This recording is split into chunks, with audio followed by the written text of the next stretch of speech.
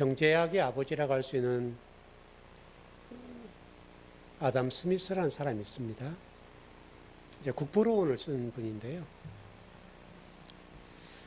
이분이 이런 원리를 우리에게 가르쳐 줬는데요. 시장은 어떻게 돌아가는가? 이 시장이라고 하는 것이 어떻게 돌아가는가? 이렇게 얘기를 했는데,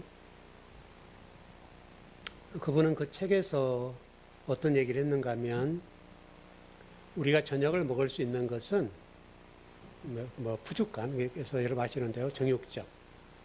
그 다음에 어떤 가게에서 양조업자, 또 빵집 주인, 또 채소를 하는 사람들. 이 사람들의 덕분이 아니다.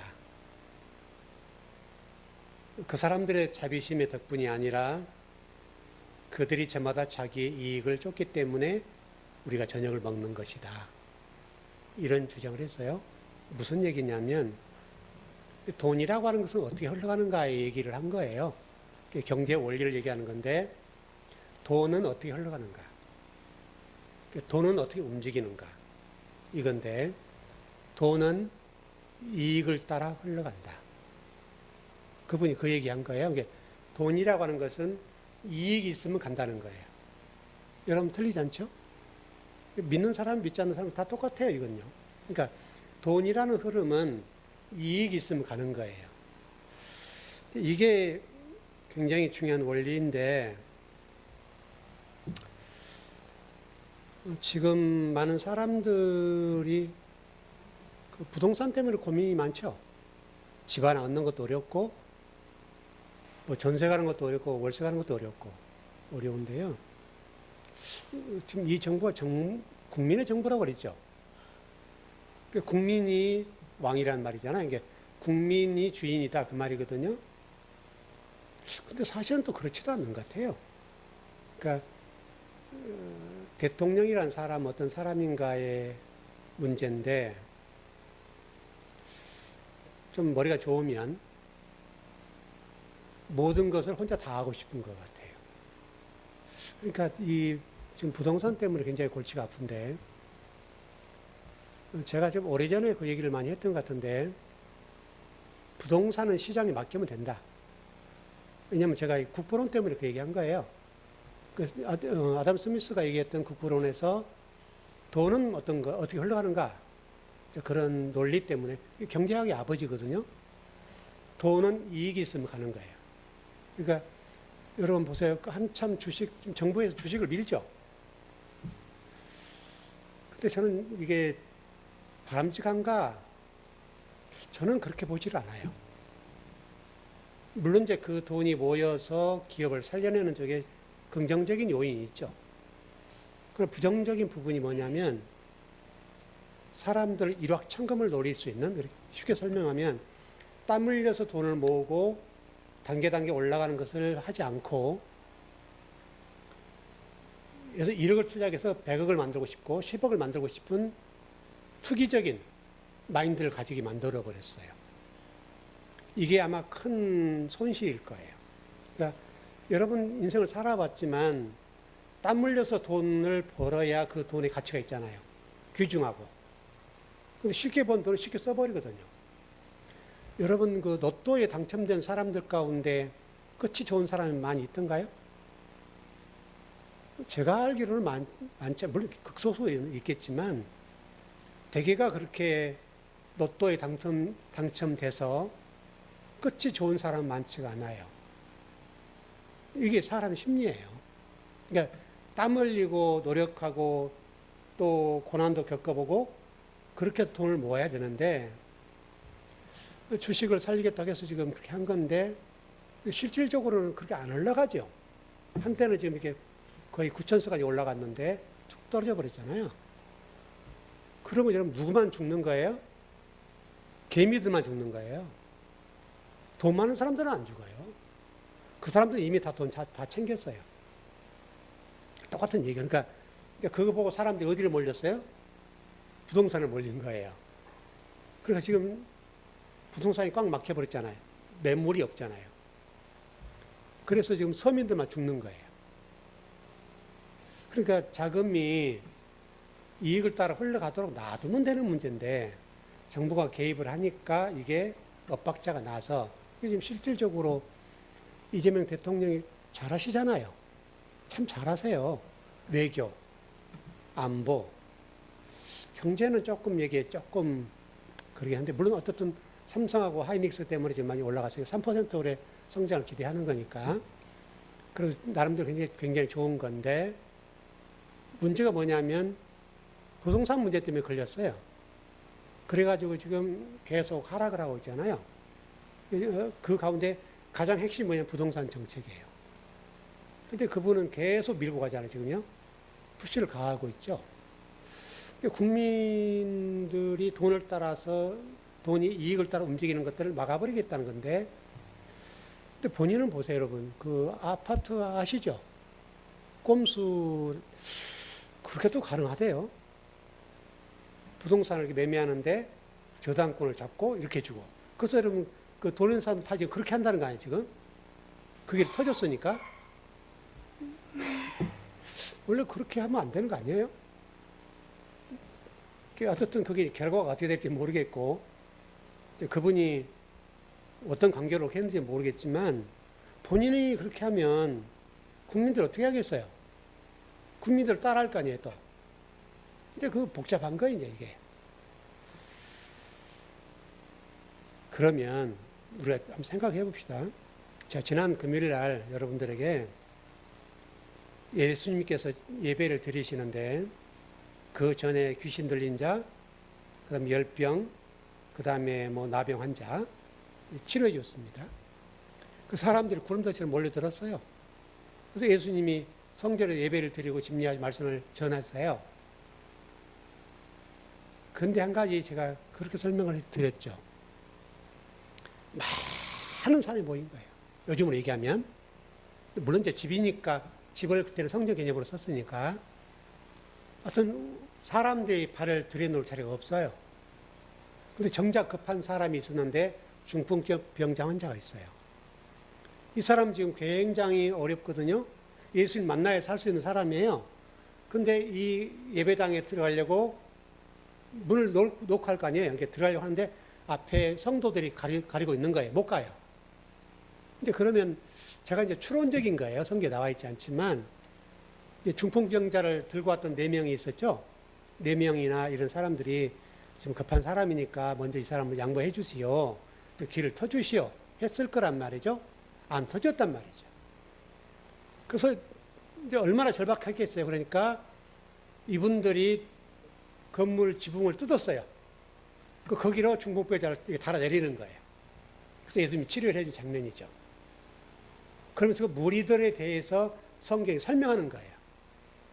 그 무리들이 성경에 설명하는 게 뭐냐면 부정적이에요. 왜 이들이 지금 예수님의 도를 듣고 있는가? 지금 이 시대도 똑같아요. 그러니까 지금 많은 교회에 많은 성도가 움집했다 합시다. 그런데 정작 예배당이 어떤 사람이 들어와서 급하고 문제를 풀어야 되고 지금 죽게 생겼는데 성도들 때문에 가까이 못 온다고 예수님 앞에. 이 상황이에요 지금. 그래서 그 무리들에 대해서 부정적으로. 왜 부정적인가 하면 이미 귀신 들린 자를 귀신을 쫓아내는 거, 열병을 고치는 거, 그 다음에 나병 환자를 치료해 주는 것을 봤거든요. 그걸 보고 몰려든 거예요. 그러니까 말씀 중심이 아닌 표적 신앙을 따르는 사람들이 너무너무 많아서 그 사람들 지금 무슨 표적을 보기 위해서 모여드는 거예요. 예수를 믿는 게 아니에요, 여러분. 그래서 그 무리들이 부정적이에요. 예수님이 바라볼 때 그 무리들이 부정적으로 보고 중풍병자를 달아내렸을 때 고쳐주셨어요. 이게 지금 우리 던진 메시지가 굉장히 커요. 이 시대의 교회가 어떻게 가야 될 것인가. 이 문제와 연결되어 있고 그 다음에 신앙생활을 하는 데 있어서 말씀이라고 하는 것이 얼마나 중요한 문제인가 볼 수 있는데 여러분 오늘 본문을 봐보세요. 여러분 자신들에 관한 말씀입니다. 한번 가만히 보세요. 제가 읽어드릴게요. 22절 내게 주신 영광을 내가 저희에게 주었다. 예수님께서 말씀하신 말씀이죠. 그러니까 하나님이 예수님이 주신 영광을 여러분에게 줬다는 거예요? 안 줬다는 거예요? 주었다는 거예요, 여러분. 근데 우리 사람들은 그 영광을 받지 못했다고 생각하는 거예요. 나는 하찮은 존재다. 내 자아는 아주 하잘 것 없다. 하나님 앞에 쓸모없는 존재다. 이렇게 생각한다는 거예요. 그리고 나 같은 사람이 구원받을 수 있을까? 하나님 나를 사랑하실까? 이 물음표를 던진다는 거예요. 그리고 하나님 제발 저 좀 사랑해 주세요. 저 좀 구원해 주세요. 계속 그런 신앙을 한다는 거예요. 하나님께서 예수님이 주신 그 영광을 예수님이 저와 여러분에게 이미 주셨대요. 여러분 이거 믿으셔야 돼요. 자, 그렇다면 이야기를 풀어보자면 하나님께서는 왜 예수 그리스도를 이 땅에 육신으로 보내셨을까요? 그냥 하나님 자체로 오셔도 되잖아요. 근데 왜 우리처럼 성경을 읽고 오실 수 있도록 하셨는가? 그러니까 예수님 자신이 지금 육신을 입고 오셨는데도 불구하고 당시의 교회 성도들, 유대인들, 초대교회 성도들이 그 예수 믿었어요, 안 믿었어요? 안 믿었죠. 근데 만약에 그분이 하나님으로 오셨으면 어떻게 되겠어요? 믿겠어요, 안 믿겠어요? 안 믿죠. 그러니까 그래서 사람들이 예수님에 대해서도 마찬가지입니다만은 신성시하기만 하고 기적만 부각시키는 그런 것. 다시 설명하면 물 위를 걸어가신 예수 그리스도. 나도 한번 걸어볼까? 이런 거. 그러니까 왜 예수님이 물 위를 걸어가셨을까? 여기에 대해서는 생각이 없는 거예요. 관심도 없고요. 그리고 또한 저와 여러분에게 영광을 주셨다고 그러는데 영 아니거든요. 내 자신을 돌아보더라도 하나님께서 예수 그리스도를 저와 여러분 영광을 넘겨주셨는데 안 믿어요. 우리 자신에 대해서.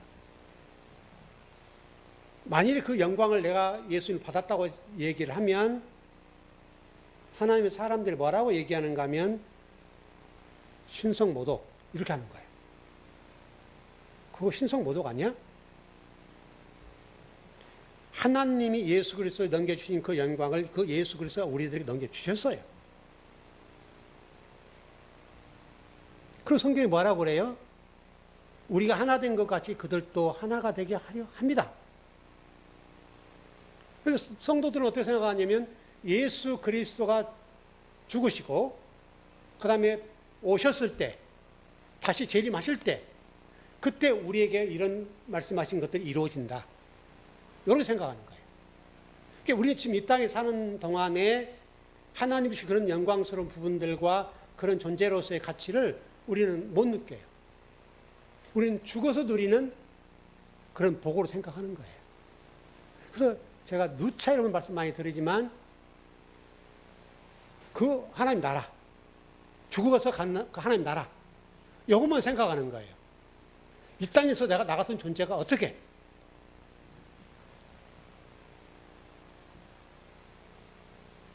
그러니까 여러분, 예수님 얼마나 답답하셨겠어요? 여러분도 한번 누군가하고 얘기를 해보세요. 이제 여러분들이 그걸 사실을 받아들이고 믿고 그런 존재라고 생각하신다면 어떤 다른 분과 신앙생활에 대해서 얘기를 해보세요. 아니 집사님, 권사님, 우리 같은 존재가 어떻게 하나님이 가신 영광을 우리가 가져요? 우리의 영광을 올린다고 그러는데 이렇게 되잖아요.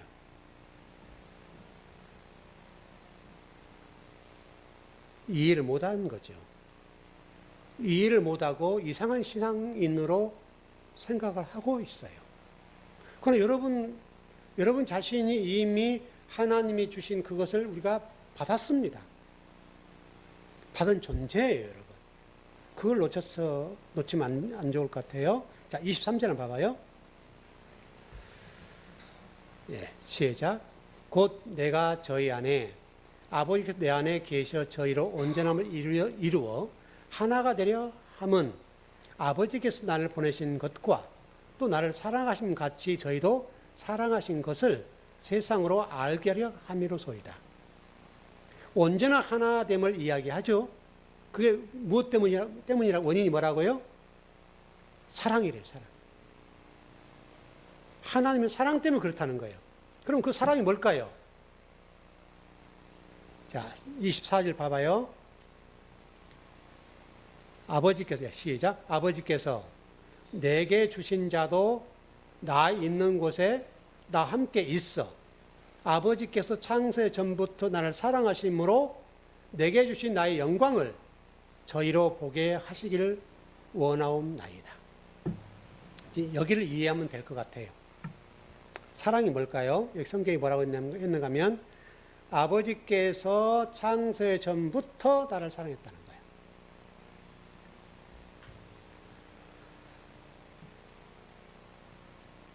그러면 여러분들은 어떻게 생각이 돌아가냐면 시간 개념으로 돌아가죠. 시간. 창세전? 창세전이라고 하는 생각, 우리가 과거, 현재, 미래 이런 시간으로 시간 개념으로 우리가 성경을 이해하기 시작해요. 제가 하나님 나라 천국이 여기 있다라고 말씀 많이 드렸죠. 똑같은 예예요. 그러니까 우리가 이 문제가 풀어지지 않고 또 한국 교회나 성도들이 이해를 못하는 원인이 뭐냐면 시간과 공간이라고 하는 것을 이분법적으로 생각해서 그래요. 시간이라고 하면 현재와 미래, 과거. 여러분 한번 생각해 봅시다. 하나님은 과거, 현재, 미래가 있어요, 없어요? 없어요. 하나님은 항상 현재예요. 그러면 정리되시죠? 우리도 그렇게 봐야 되는 게, 우리는 근데 그렇게 보지 않고 과거, 현재, 미래, 시간과 공간을 분리해서 봐요. 그러니까 하나님 나라도 여기 있는 게 아니라 저기 있는 거예요. 이해되시죠, 여러분? 근데 하나님은요, 그 미래도 지금이에요. 그 천국도 지금이에요. 과거도 지금이에요. 시간과 공간이라고 하는 것들을 어떻게 이해할 것인가. 이 이해도에 따라서 성경이 갈라지게 돼요. 그래서 시간과 공간들을 분리하니까 1차원적인 신앙의 성도들은 구제하고 기도하고 금식, 제물밖에 생각을 못하는 거예요. 과거, 현재, 미래 이렇게밖에 생각을 못해요. 시간과 공간을 분리해버려요. 그러니까 많은 사람들이 시간과 공간을 분리하는 것 속에 갇혀버려요. 여러분 하나님 말씀도 똑같잖아요, 여러분. 하나님 말씀에서 제가 여러분 굉장히 많이 전해드렸는데 믿음이라고 하는 것도 그 공간에 갇혀버리면요 답이 안 나와요. 그러니까 예수 그리스도를 믿음으로 구원받는다. 이 지금 문자적인 말씀이잖아요. 이 공간에 갇혀버리면 어떤 것도 안 들어와요. 근데 그게 생각해 보시면 너무나 이해가 빨리 될 수 있는 건데 우리의 믿음이라고 하는 것은 여러분 생각해 보세요. 성경이 로마서 3장 10절에도 의인은 없나니 하나도 없다. 수없는 성경 구절마다 너희 제사를 매일 드려봐도 아무 의미 없다. 우리 지난 주일날 말씀 나눴던 대로 너희들 제사를 드려봐라 그 의미 없다. 매일 예배를 드려봐라 그래도 구원 없다. 구원이 없다는 거예요. 그래도 그걸로 구원이 안 된다는 거예요. 여러분. 구약의 제물을 매일 드려도 안 된다는 거예요. 예수 그래서 십자가상에서 완전히 정의를 끝내버렸죠. 근데 그렇게 생각하면 간단한 건데 여러분 그래서 유월절 믿는 사람도 있잖아요. 그 사람도 그렇고 지금도 보면 유월절 하면 이렇게 늘 전도하잖아요. 그러니까 여러분 그 속에 갇히면요 안 보여요. 그걸 뚫고 나와야 돼요. 뚫고 못 나오니까 지금 답답한 신앙생활에 그래서 노예 생활하는 거예요. 그 교주를 합시다. 그냥 그 교주에 가르친 교리에 꽉 눌려요. 시간과 공간이라고 하는 그 속에서 그가 가르치는 그것에 갇혀버리면 자기들만 옳은 거예요. 그 성경이라고 하면 그렇지 않잖아요. 하나님이 과거, 현재, 미래가 없단 말이에요. 하나님 항상 현재예요. 근데 우리는 나눠요. 분리해요. 여러분 우리 인생도 똑같지 않습니까? 우리 인생도 과거도 있지만 현재도 미래가 있는 거죠. 우리 그냥 나눈다면 그래, 통으로 보세요. 오늘 힘들고 죽을 만큼 힘들어도 또 좋은 날 있지 않아요? 여러분, 항상 죽을 날만 있는 건 아니잖아요. 여러분, 세상이 뭐 땀 흘리고 살 수밖에 없는 게 구조인데. 그러나 영원히 불행한 것만 아니잖아요. 여러분, 자녀 낳았을 때 그 아이를 키울 때 얼마나 이쁘고 좋아요. 여러분, 제가 저녁에 그 주어하고 통화하는 영상 통화했거든요. 말이 좀 아직 서툴잖아요. 뭔가를 지금 얘기를 해요. 얘기 가만히 들어보니까 뭘 사달라는 거예요. 할아버지한테. 사달라고 그러는데 뭔 말인지 잘 모르겠어요. 그래서 지 엄마가 옆에 통역을 해줘요. 할아버지가 장난감 사줬으면 좋겠다. 그거예요, 지금. 그래서 사줄게. 그랬거든요. 좋아, 죽어요. 그 장난감이 얼마짜리인지 모르겠는데, 이제 사주긴 사줘야 되겠죠. 아, 근데 이쁘잖아요? 주려고 하는데 이쁘잖아요. 왜? 이쁜지 사니까. 그리고 할아버지밖에 모르니까. 여러분, 우리 집사람도 여기 있는데, 지 할머니가 줘야 그러면 쳐다도 안 봐요. 할아버지 그러면 막 쳐다보고. 이쁘잖아요, 여러분. 이쁜지 사잖아요. 근데 여러분, 걔가 좀만 커봐요. 방문 닫고 들어가죠? 그럼 미워 죽죠? 근데 그 나이 때는 그럴 수밖에 없잖아요, 여러분. 친구, 부모 좋아하다. 친구가 이제 부모 역할을 해서 친구하고만 좋아하고 부모는 문 닫고 들어가 버리잖아요? 얼마나 미워요? 통으로 보지 않으면 미워 죽죠? 근데 또 어릴 때는 이뻤잖아요, 여러분. 어느 순간 또 회복돼서 좋은 미래로 갈 건데, 한 가지만 보면 그렇잖아요, 여러분. 우리 인생은 똑같잖아요, 여러분. 과거, 현재, 미래로 나눠서 오늘 나 죽겠네. 하나님 왜 나를 미워하시는 거야? 이렇게 하면 여러분요, 불행해요. 근데 가만히 생각해보면 하나님 우리에게 얼마나 예를 많이 쓰세요. 여러분 그 주전자 속 개구리의 말 알죠? 그건 뭐 더 설명할 필요 없죠. 여러분 그 생테쥐베리의 그 유명한 작품이 그거잖아요. 그 사람이 생테쥐베리라고 하는 유명한 작품을 썼는데 이 사람이 이 글을 쓸 때 왜 이렇게 유명해졌는가? 그걸 좀 이렇게 보니까요. 그 작가가 비행사였대요. 비행사. 그러니까 우리 인간의 영역을 벗어나서 공중에서 세상을 바라본 거잖아요. 그러니까 보이지 않는 세계 속에서 세상을 쳐다보니까 좋은 작품을 만들어냈어요. 그래서 그분이 제가 지난 금요일에 말씀드렸는데 이 유명한 말을 남겼어요. 중요한 것은 눈에 보이지 않는다. 중요한 것은 눈에 안 보인대요. 비행기를 타고 높은 곳에 올라가서 땅을 쳐다보니까 여러분 땅이 개미만 하잖아요. 사람들 여러분 보세요. 개미밖에 안 돼요. 근데 우리는 여기서 지지고 볶고 산단 말이죠. 저희도 똑같습니다. 1차원적인 세계를 초월하게 되면 안 보인 것들이 보여요. 근데 1차원적인 세계에 갇혀버리면 좋은 게 안 보여요. 예를 들어서 우리가 고난을 겪고 때는 어려움을 겪을 때가 있는데 그러면 하나님께 우리가 기도하기를 뭐라고 기도해요? 하나님 이거 좀 치워주세요. 왜 나에게 이러는 거예요? 이렇게 하잖아요. 그래서 하나님은 그 속에서 뭘 보라는 거예요? 그 속에 담긴 진주를 보라는 거잖아요. 뭔가 그 속에 있다는 거예요. 고난 없이 뭐가 안 되잖아요, 여러분. 그 고난이란 잔 속에 분명히 하나님이 좋은 걸 주세요. 근데 우리는 뭔만 봐요? 고난만 봐요, 고난만. 여러분, 이 땅에 성공한 사람들 가운데 죽을 만큼 고난을 겪지 않은 사람이 없어요. 근데 그 속에서 남들이 보지 못한 걸 보는 거예요. 그래서 성공하죠. 근데 대개는 그러지 못해요.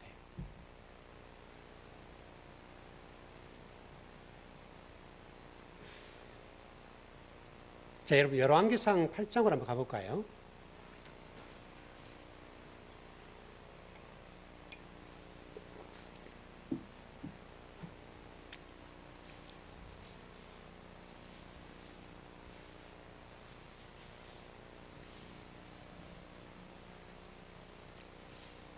열왕기상 8장 10절에서 11절이네요.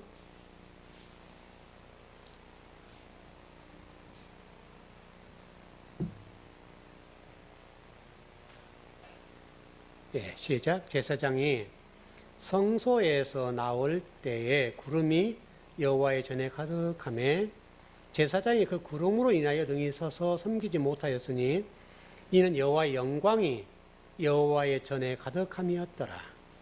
구름으로 표현하네요. 하나님 영광을. 여러분, 구름이라고 하나님 임재를 표현한다고 그랬죠. 구름이라고 하는 건 뭐냐면 감추는 역할도 하는 거예요. 여러분, 영광스러운 부분도 있지만 때로는 그게 감춰져 있기도 해요.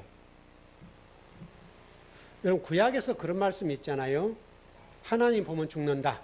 그랬죠. 그러면 이걸 말을 바꿔보면 내가 죽으면 하나님 본다. 그 말이잖아요. 그 말은 여러분과 지금 신앙생활에도 굉장히 중요한데 우리 창세기 1장으로 넘어가 보자면 저와 여러분이 죽어야 그리스도 머리에 박혀야 사는 거잖아요. 근데 이게 너무 간단한 건데 어렵잖아요. 그리스도처럼 말하고 그리스도처럼 생각하고 같이 하고 그럼 하나님 나라가 임해버리죠. 굉장히 복된 거거든요. 근데 이게 죽는 게 얼마나 어려워요? 감춰진 것이 천국이잖아요, 여러분. 천국. 감춰져 있죠. 근데 그걸 보는 사람은 보죠. 왜? 그걸 시간과 공간적인 개념으로 나누지 않고 그거를 현재로 보면 미래를 당겨서 보는 거죠. 여러분, 성경이 그래요, 여러분. 성경은 그 미래의 시간과 공간을 분리하지 않고 하나로 보는 거예요. 통으로 보는 거예요. 그래서 제가 여러분들에게 천국은 저기 있는가 아니라 여기 있다고 그렇게 얘기를 하는 거예요. 물론 지금도 많은 분들이 그렇게 안 가르치니까 여러분들이 헷갈릴 수가 있고 좀 답답할 수 있는데요.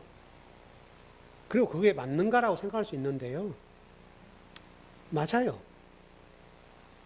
여러분, 요한계시록 21장 한번 가보죠.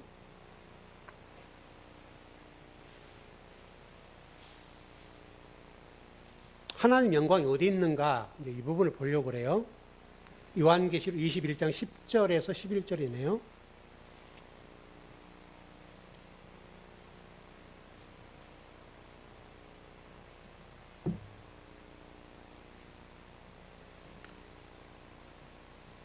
네, 시작. 성령으로 나를 데리고 크고 높은 산을 올라가 하나님께로부터 하늘에서 내려오는 거룩한 성 예루살렘이 보이니 하나님 영광이 있음에 그 성의 빛이 지극히 귀한 보석 같고 벽옥과 수정같이 막더라.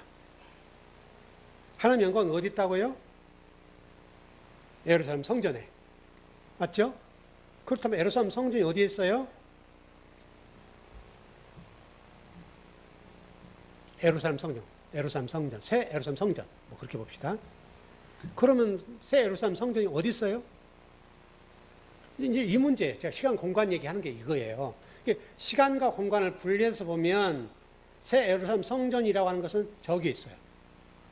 저기 예수님이 재림하고 심판하시고 다 정리될 때 그때 이루어진 성전 이렇게 보는 거예요. 그럼 답을 드려야 되겠죠.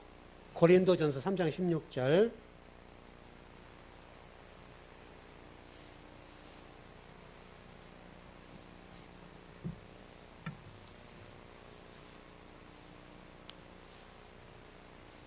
고린도전서 3장 16절입니다. 새 예루살렘 성전이 어디 있는가를 보는 거예요.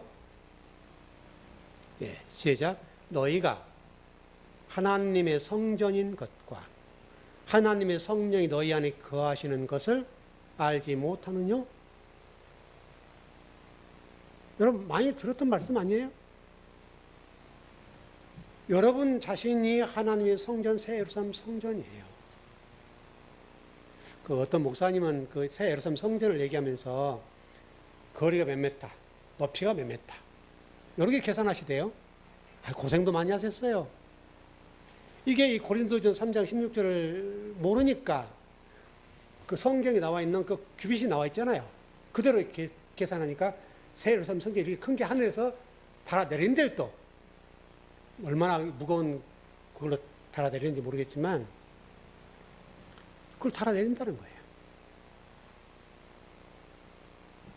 그러면 그 안에 못 들어간 사람은 어떻게 되죠?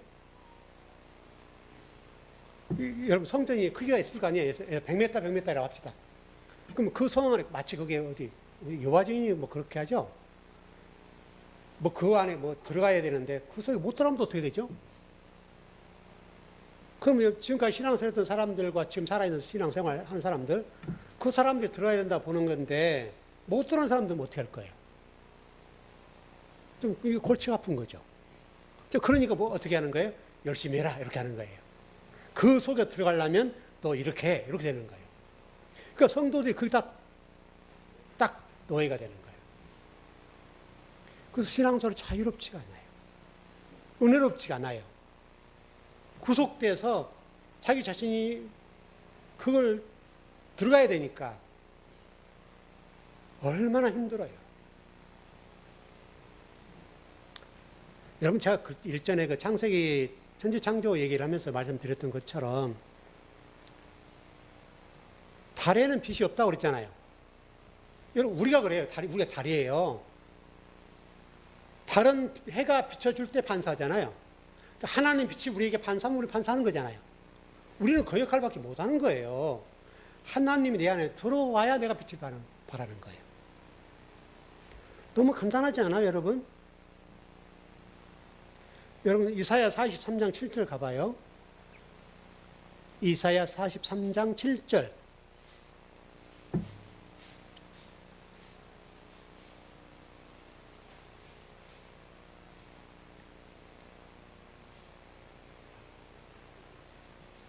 성도를 어떻게 했는가의 말씀인데요. 이사야 43장 7절. 예, 시작. 무릇 내 이름으로 일컫는 자 곧 내가 내 영광을 위하여 창조한 자를 오게 하라. 그들을 내가 지었고 만들었느니라. 하나님께서 뭐를 창조했다고요? 영광을 창조했는데 그 영광을 드러내기 위해서 누구를 창조했다고요? 성도를. 그들을 내가 지었고 만들었다. 여러분이요, 여러분. 하나님이 영광을 위해서 창조를 하셨대요. 그 영광을 드러내기 위해서 누구를 만들었는가? 나. 여러분이요. 여러분이 그래서 아들들이에요, 아들들. 여러분이 그냥 그런 사람이 아니라니까, 여러분. 하나님이 여러분을 하나님 영광을 위해서 창조하셨대요. 우리는 또 이러면 아멘도 안 해요. 그건 아멘이에요, 아멘. 여러분을 하나님 영광을 위해서 만드셨대요. 요한복음 17장 25절입니다.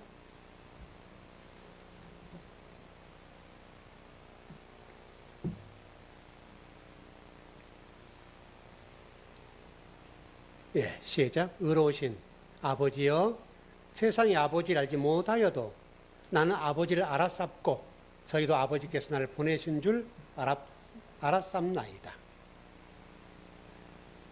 아버지께서 나를 보냈다는 거죠. 근데 뭐라고 되어 있는가 하면 의로우신 아버지께서, 이게 형용사예요. 아버지가 누구냐? 아버지 자체가 의예요. 아버지 자체가 의로우신 그 하나님이 나를 보냈대요. 근데 세상은 그분이 의라는 사실을 몰라요. 아버지를 몰라요. 여러분, 성경이 그걸 증명하고 있어요. 바리새인들과 서기관들과 사두개인들을 한번 봐보세요. 생각을 해보세요. 성경을 이렇게 생각해 보세요. 그보다 신앙생활 잘하고 그분들보다도 하나님을 잘 아는 사람이 있었어요? 성경에서. 얼마나 열심히 했어요, 여러분. 우리들 열심히 하면 여러분 그분들을 따라도 못 가죠. 그분들이 얼마나 하나님을 사랑하고 경건하게 여겼는가 하면요. 하나님의 이름도 안 불렀어요. 우리는 하나님 이름 막 부르는데 바리새인과 서기관들, 사두개인들은 하나님 이름을 못 불렀어요. 그럼 뭐라고 불렀어요? 아도나이. 하나님이라고 안 불렀다니까, 여러분. 아도나이라고 불렀다니까. 그런데 예수님께서 뭐라고 말씀하신가 하면 그들을 향해서 예수님 말씀하세요. 너희들 하나님도 모르지? 이렇게 해요.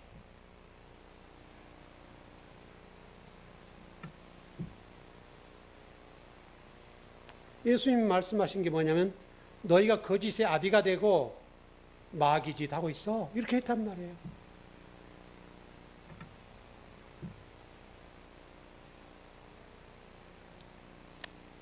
여러분 요한복음 17장 3절 봐보십시다.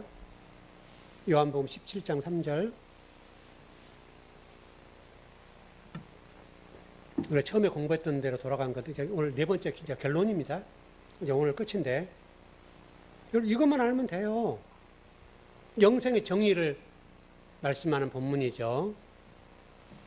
너무나 간단하지 않습니까? 요한복음 17장 3절, 오늘 네 번째 설교 마무리니까 결론 정리합시다. 네, 시작. 영생은 곧 유일하신 참 하나님과 그의 보내신 자 예수 그리스도를 아는 것입니다. 여러분 더 필요한 게 있어요? 여러분이 일단 뭐 살 붙일 게 있어요? 여러분 헌신을 붙일 게 있어요? 나의 노력을 붙일 게 있냔 말이에요. 여러분 헌금 드림, 구제, 선교 붙일 게 없어요. 영생이라고 하는 것은 곧 유일하신 참 하나님과 그의 보내신 자 예수 그리스도를 아는 게 끝이에요. 여러분의 수고와 노력으로 되는 게 아니에요. 지금 여러분 우리 기독교가 이걸 가르치지 않아요. 영생의 정의는 너무도 간단하고 명료하게 참 하나님과 그의 보내신 자 예수 그리스도를 아는 것이다. 이게 영생이야.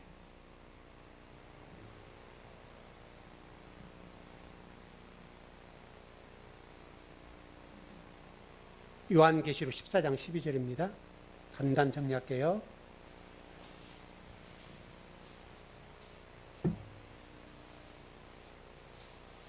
요한계시록 14장 12절.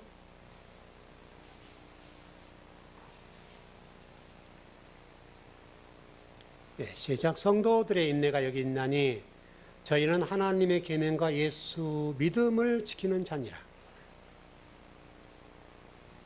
성도들이 영생의 삶을 살고 있다. 그 말이에요, 지금. 그 말을 이렇게 했어요.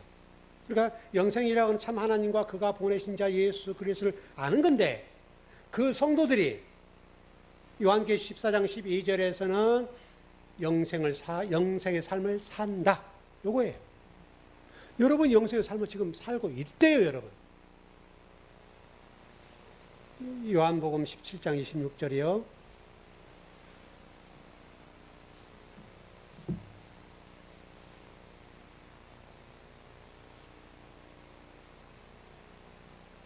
예. 시작. 내가 아버지의 이름을 저에게 알게 하였고 또 알게 하리니 이는 나를 사랑하신 사랑이 저희 안에 있고 나도 저희 안에 있게 하려 함이니이다. 아버지 이름을 알게 했다. 자, 그럼 질문. 바리새인들은 아버지 이름을 알았어요, 몰랐어요? 알았죠. 누구보다 잘 알았죠. 아버지 이름을 너무도 잘하니까 아도나이를 불렀죠. 너무나 거룩한 분이 못 불렀죠. 근데 성경은 여기에 대해서 뭐라고 설명하는가 하면 참 하나님을 알지 못했다. 좀 이상하잖아요, 여러분.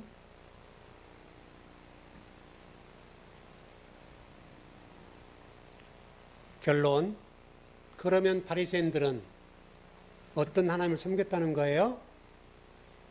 다른 하나님 섬겼다는 거예요.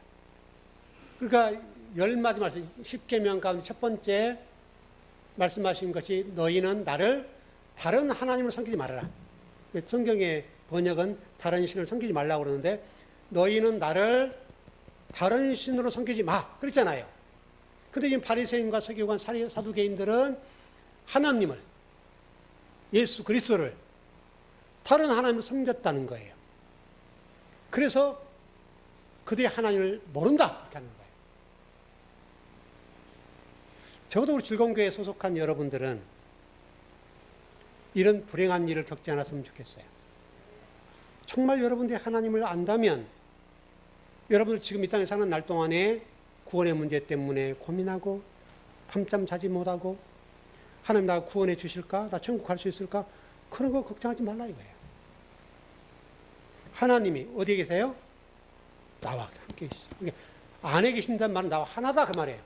그분이 뭐 들락날락한 게 아니라 나와 하나다. 아버지가 내 안에 내가 아버지 안에 이 말을 잘못 이해하면 아버지가 들어왔다 나갔다 하니까 이제 그걸 어떻게 해석하냐면 기도 열심히 하세요. 성령 충만하셔야 됩니다. 기도하세요. 집사님 기도하시지 않으니까 그러잖아. 이렇게 되는 거예요. 귀신이 나갔다 들어왔다 하는 것처럼 하나님 들락날락 기도 많이 하고 열심히 신앙생활 하나님이 계셨다가 안 좋아하시고 좀만 기도 안 하고 예배 소홀히 하면 하나님 나가세요. 그럼 기도 좀 또 하면 또 들어오세요. 여러 개 이해한다는 거예요. 하나님을 그렇게 이해한다는 거예요. 귀신 이해하는 것처럼. 귀신은 우리가 교회에서 그렇잖아요. 기도 세게 하면 나갔다가 또 기도 좀 적게 하면 들어오고 그런 것처럼. 여러분 그런 게 아니라고요. 성경에 그런 얘기가 없어요, 여러분. 없는데 왜 그렇게 됐는지 모르겠습니다만은 여러분들은 그런 문제 걱정하지 마시고 또 지금 당장 어렵고 힘든 일이 있다더라도 그것 때문에 낙심하지 마세요. 그게 인생을 살아가는 하는 과정이에요. 여러분도 어렵죠. 목사도 어려울 때 많아요. 하나님 말씀을 대언하는 주의 종의 입장에서도 그건 평탄해야 할 게 모든 게 그냥 순리로 착착착착착착 부르지 할 거 아니에요. 근데 인생이라고 하는 게 그런 게 안 돼요. 때로 힘들 때도 많고 속상한 일도 많고 상처받을 때도 많아요. 그게 우리 인생인데 어떻게 할 거예요, 여러분? 나만 그러지 않다고, 여러분. 그것이 하나님 나라를 사랑하지 않는다고 단정적으로 얘기하지 말라 이거예요. 그게 우리 인생이니까 그 가운데 하나님 나와 하나 된 것은 분명해요. 인생의 과정이니까 그건 어쩔 수가 없어요, 여러분. 여러분이 만약에 하나님 사랑이라 한다, 사람이라 한다면 가만히 방에 앉아있으면 될 거 아니에요. 하나님 딱 주세요. 우리 그 예전에 제가 그 얘기 한번 해드렸죠. 저희 삼촌뻘이세요. 저희 한 6촌이나 되나요? 근데 그 서울대 가려고 해도 못 가가지고 부산대 법대 가가지고 머리가 똑똑한 분이거든요. 근데 어느 날 교회를 다녀요, 이분이. 그래서 저한테 와가지고 그래요. 제가 이제 신학하고 막 목사가 됐다고 하니까 조카 그러세요. 예, 삼촌 그랬거든요. 또 하는 얘기가 나는야 하나님 얼마나 사랑하는지 몰라. 택시를 부르고 싶으면 하나님 택시 5분 후에 어디 장소에 딱 오게 해주세요. 그렇게 기도한대요. 근데 택시가 온대요. 하나님 너무너무 좋으셔. 그러다 제가 뭐라고 얘기하게요? 아무 얘기도 안 했어요. 그분은 그렇게 믿는 거예요. 여러분 얼마나 좋겠어요, 그러면. 하나님은 여러분 그런 분이 아니에요. 대개가 하나님을 그렇게 믿는다니까요, 여러분.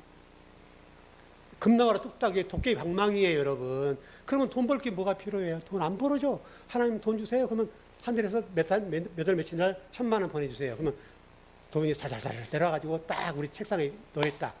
이러면 될 거 아니에요. 여러분 땀 흘릴 필요가 뭐가 있어요? 그럼 우리 즐거운교회 성도들은 일하고 땀 흘리고 고생하는데 그럼 하나님 안 믿는 거예요? 하나님 어떻게 그렇게 해요? 여러분 돈 많은 벌려고 해보세요. 얼마나 땀 흘려야 힘들어요. 그러니까 하나님을 이상한, 그러니까 하나님 모르는 거예요. 바리새인들이 그래서 모른다는 거예요. 여러분과 제가 제목처럼 아버지께서 보낸다. 여러분은 그런 존재예요. 여러분 그거 믿으시고 어떤 어려움이 있더라도 어려움 때문에 낙심하지 않기 바랍니다. 기도하겠습니다.